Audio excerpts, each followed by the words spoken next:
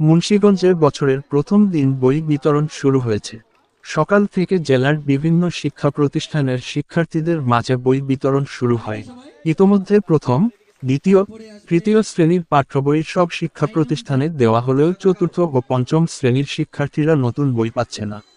বছরের শুরুতে বই হাতে পেয়ে উচ্ছ্বসিত শিক্ষার্থীরা।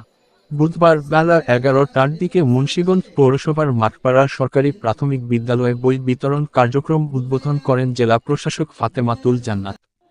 জেলা প্রাথমিক শিক্ষা কর্মকর্তা মোহাম্মদ নজরুল ইসলামের সভাপতিত্বে বই বিতরণ অনুষ্ঠানে বিশেষ অতিথি ছিলেন অতিরিক্ত জেলা প্রশাসক, শিক্ষা ও আইসিটি শরীফুল্লাহ, উপজেলা নির্বাহী কর্মকর্তা মাহবুবুর রহমান।